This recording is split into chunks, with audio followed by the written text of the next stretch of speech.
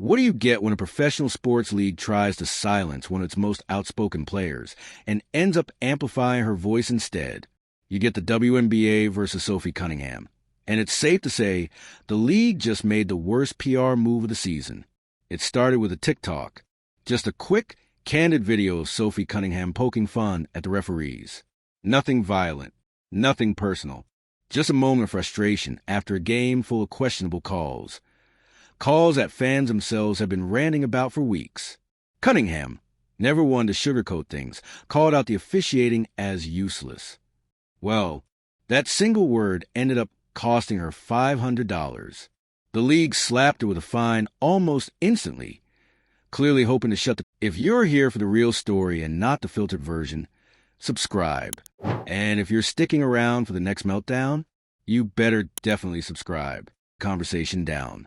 But what the WNBA didn't realize is that Sophie Cunningham doesn't just speak on the court.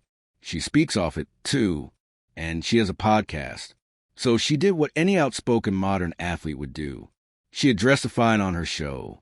She explained what happened, shared her thoughts on officiating, acknowledged the difficulty of the job, but also pointed out very accurately that something needs to change, and that, apparently, was enough to earn her another fine. This time, $1,500. So let's do the math. $2,000 for sharing opinions that every fan, analyst, and probably half the league have been quietly muttering for months. It was supposed to silence her. Instead, it set off a wildfire. The backlash was immediate. Fans didn't just react. They organized. Within hours, GoFundMe campaigns were launched to cover Sophie's fines. Petitions started circulating, demanding better officiating standards in the WNBA. Clips from her podcast started going viral, not just among basketball fans, but across broader sports media. Because here's the thing, people are tired. Tired of watching games decided by inconsistent whistles. Tired of watching players get hit, shoved, hacked, and then get whistled themselves when they dare to respond. Tired of watching stars, particularly one star, get knocked to the ground multiple times a game, only to receive nothing but silence from the refs. So when Sophie spoke up, she wasn't just speaking for herself. She was speaking for the fans, for her teammates, for every player who's had to bite their tongue while the officiating got worse, and the league stayed quiet. And when the WNBA responded by fining her again for simply explaining herself, that wasn't just censorship, that was a warning shot. But the problem is, Sophie Cunningham doesn't flinch. Let's talk about what this means for the league. Because while $2,000 might not sound like much, especially in the world of professional sports, it's what it represents that matters. This wasn't about the money. It was about the message. The league could have chosen to engage, to say, "We hear your concerns. Let's start a conversation." Instead, they chose punishment, silence, control, and it backfired. Why? Because in 2025, fans don't trust silence anymore. They don't respect institutions that punish honesty and protect poor systems. They want transparency. They want athletes to speak. And when you find someone for doing exactly that, you expose how fragile your own structure really is. The WNBA had a chance to show leadership. Instead, they showed fear. And Sophie? She didn't back down.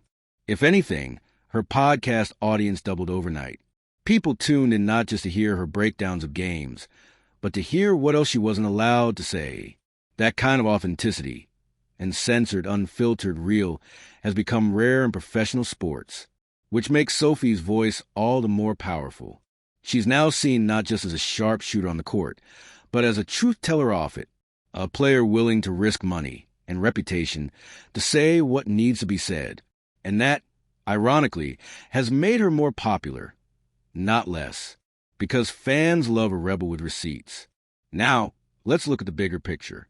If the WNBA can't handle honest feedback, what does that say about its leadership? You got games where referees are missing clear fouls. Players are visibly frustrated. Coaches are livid. Even commentators are hesitating before they criticize, clearly aware of the growing pressure to play nice with the league. And yet, instead of fixing the officiating, they're penalizing the players for talking about it. It's a bad look, a terrible look, especially when the league is already facing questions about its internal priorities. Things like inconsistent flagrant foul reviews, unfair treatment of certain players, and tone-deaf media messaging. Add this to the mix, and what you get is a league that seems more concerned with optics than with actual integrity. And that's where credibility begins to unravel. The real irony is that the WNBA keeps claiming it wants to grow, that it wants to build a fan base, bring in sponsors, get on more screens. But growth doesn't come from pressuring players into silence. It comes from building a product people trust. You want fans to stick around? Let your players speak. You want sponsors to invest? Show that your league can handle criticism with professionalism, not panic. Because right now, it looks like the league is trying to control the narrative with fines and fear. And when that's the strategy, you've already lost the narrative. But let's not forget what this is really about: officiating. The core issue hasn't changed. Sophie didn't go on a rant just to stir drama. She was pointing out a very real problem. And she's not alone. Multiple players have voiced concerns over the past year, some more subtly than others. Missed calls, inconsistent reviews, foul trouble that changes games, stars being sidelined over contact that goes unpunished one night and penalized the next. It's chaos, and everyone sees it. So instead of addressing the officiating problem directly, the league has opted to protect the system and punish the critic. Sound familiar? It's the same mistake every institution makes before a scandal breaks wide open. And what happens next? That's the part no one knows. Will the fine stop players from speaking out? Maybe a few, but the fire is already lit. Sophie has changed the game. Off the court, she's opened the floodgates.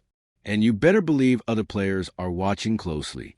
They've seen how much support she's getting, how fans are rallying behind her, how media is shifting the focus toward accountability. And once that shift happens, there's no going back. The league can't hide behind fines forever. Eventually, they'll have to confront the actual issue: officiating reform. And if they don't, this won't be the last viral controversy they face. So, what should the WNBA have done? They should have invited Sophie to a roundtable, asked her to help improve officiating standards, given her a platform to turn her criticism into collaboration. They should have turned her viral moment into a positive one, a chance to rebuild trust with the fans. Instead, they treated her like a problem. And in doing so, they turned a $500 TikTok into a $2,000 disaster and counting. In the end, Sophie Cunningham is still standing, still speaking, still playing. And now, she's not just a Phoenix Mercury player. She's a symbol of something bigger, a symbol of the modern athlete who won't be silenced, a voice for fans who feel unheard, and a reminder to every league out there: when you find the truth, all you do is make it louder. As the dust continues to swirl around Sophie Cunningham's fines, the WNBA is finding itself in a position that's becoming uncomfortably familiar, backpedaling in front of a frustrated audience.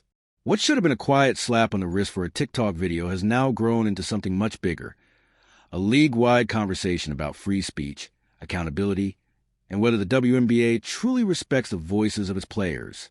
And that's the part the league seems to have underestimated the most. This wasn't just about Sophie's joke on social media. It wasn't just about her podcast breakdown of the situation. It was about something simmering under the surface for months. Something players have been dancing around, hinting at, but afraid to say too directly: that the WNBA doesn't always want honesty, it wants obedience. And Sophie, she chose honesty. Let's not forget, Cunningham didn't say anything wild. She didn't attack anyone personally. She didn't spread misinformation. She called the officiating useless. And then later, with more nuance, explained her feelings on the inconsistent whistleblowing that's been haunting the league. And for that, she was fined more harshly than players who've thrown elbows, committed hard fouls, or used inappropriate language during games. Let that sink in. In a league that has struggled with physicality, flagrant fouls, and public image problems, Sophie's fines are a signal of what the WNBA considers most threatening: a player with a microphone, a platform, and zero interest in towing the company line. And now, the rest of the players are watching. Some are quietly applauding Sophie's courage. Others are weighing the risks, wondering if speaking their minds will earn them their own penalty letters in the locker room mail slot. And a few are probably preparing to say something themselves. Because once a crack appears in the surface, it's only a matter of time before the pressure breaks it wide open. Sophie may have taken the first blow, but she won't be the last. And let's talk about the fans for a moment, because this is where the league really misread the room. The WNBA is built on community, on loyalty, on fans who have been to the highs and lows, the obscurity and the breakout years. These are not casual observers. They know the players, the stats, the stories behind every team. They're invested. And when one of their own gets targeted for being candid, they rally. GoFundMe pages were launched almost instantly, not just to help pay the fines, but to send a message. Petitions started circulating. Twitter, Instagram, even Facebook lit up with support for Sophie. Not because she's perfect, but because she's real. And in a league that's often tightly controlled by press agents and media narratives, realness stands out like a neon sign. It's the same energy we saw when other players in the past stood up for themselves, when Nneka Ogwumike fought for fair player treatment, or when Diana Taurasi refused to bite her tongue about officiating inconsistencies. The fan base doesn't punish authenticity. It rewards it. So when the WNBA finds Sophie for simply talking about a fine she already received, fans weren't just annoyed. They were insulted, because it told them the league is less interested in truth and more interested in saving face. Behind the scenes, things are even more tense. Coaches are caught in the middle. On one hand, they want their players to feel free to speak their minds. On the other, they know the league office is watching closely. Every press conference is now a dance. Say too much, and it's a problem. Say too little, and you look complicit. Team PR departments are scrambling to get ahead of potential backlash. They're coaching players on what to say, what not to say, and how to stay positive during media interviews. But here's the problem. Players aren't robots. They're not going to smile through pain forever, especially not in a league where the officiating has directly affected careers. Injuries, ejections, losses. These aren't small stakes. And Sophie, intentionally or not, has opened the door for others to start telling the truth. 2. The question now isn't whether the league can suppress this. It's whether they're brave enough to listen. Because let's be real, officiating in the WNBA is a problem. It's not just about missed calls. It's about consistency, about respect, about players not knowing what's going to be allowed from one game to the next. One night, a shoulder bump is a no call. The next is a flagrant. One player gets hacked going up for a layup and hears crickets. Another gets breathed on and draws a whistle. This kind of unpredictability isn't just annoying, it's dangerous. Players adjust their bodies midair based on what they expect from the refs. When the standard changes constantly, you're inviting injuries, confusion, and frustration. And that's exactly what's been building this season. So when Sophie called out, she wasn't being dramatic. She was being observant. And now she's being punished for telling the truth. This moment could have gone so differently. Imagine if the WNBA had approached Sophie and said, "We understand your frustration. Let's talk about it. Let's open a dialogue with refs, players, and coaches to improve transparency." That would have been bold. That would have shown leadership. Instead, they took the oldest approach in the book: punish, silence, repeat. And in doing so, they've created a new problem, one far bigger than a TikTok joke. They've given the impression that their top priority isn't protecting players. It's protecting perception. But perception doesn't win loyalty. Truth does. And right now, Sophie Cunningham is the one holding it. There's another layer here. 2, media treatment. Because after this controversy broke, it became clear which outlets were willing to challenge the league, and which ones are too afraid to bite the hand that feeds them. Some sports analysts tiptoed around the story, afraid of losing access. Others made light of Sophie's comments, framing it as just another drama moment in the league's soap opera season. But the ones who understood the stakes, they leaned in. They saw that this isn't just about officiating. It's about power, about whether players are truly allowed to speak about the environments they're forced to perform in, about whether this generation of stars is going to be treated as full human beings, or just as brand ambassadors told to smile and dribble. And if the WNBA continues to lean on the latter, it's only going to hurt them in the long run. The most powerful movements in sports history didn't come from silence. They came from players refusing to shut up. Billie Jean King didn't apologize for demanding equal pay. Muhammad Ali didn't back down when told to stay quiet. Serena Williams never waited for permission to speak about fairness, gender, or treatment. And now, in her own way, Sophie Cunningham is joining that tradition. Maybe she didn't plan to be a symbol. Maybe this wasn't her intention. But the moment chose her. And the way she's handled it, head-on, unafraid, open, is what's making people listen. The WNBA has a decision to make. They can keep finding players and hoping the story dies down. Or they can embrace the conversation, admit where things need to improve, and start rebuilding trust with both their players and their fans. Because if they don't, Sophie Cunningham's $2,000 fine will end up costing them a whole lot more. It's been weeks since the fines were announced, and yet the tremors from that decision are still shaking the walls of the WNBA. Because this wasn't just a minor blip in an otherwise smooth season. This was a turning point, an unforced error by league leadership that exposed just how fragile the relationship is between the players and the people running the show. And what's worse, everyone saw it coming. In locker rooms across the league, the mood is no longer just frustration. It's something deeper, something more dangerous. It's distrust. The idea that the league doesn't have your back, not when it really counts. That when you speak up about real issues, when you put your voice on the line to protect the game, you won't be thanked. You'll be punished. And that kind of environment, that doesn't just create tension. It creates fear. Players are second-guessing interviews, checking over their shoulders during press conferences. Coaches are quietly warning their stars to stay off the mic when asked tough questions. Social media managers are scrubbing captions just to avoid another PR spiral. This isn't just controlling the narrative. It's suffocating it. And the irony is, none of this would have happened if the league had just listened in the first place. The players don't want to burn the league down. They want to grow it. They want more fans, more sponsors, more coverage.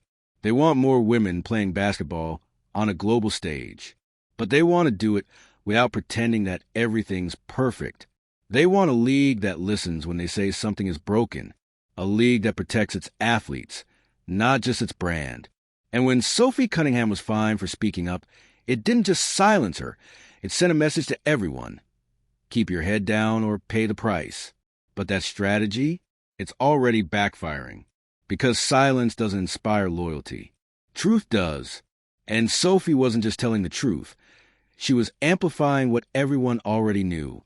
That officiating in the WNBA is inconsistent. That players are confused by the standards. That games are being influenced by questionable whistles, or the lack of them.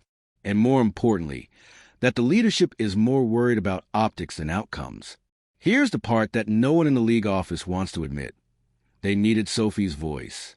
They needed someone to say what fans were thinking, to give language to the growing frustration, to force conversations that have been pushed aside for too long.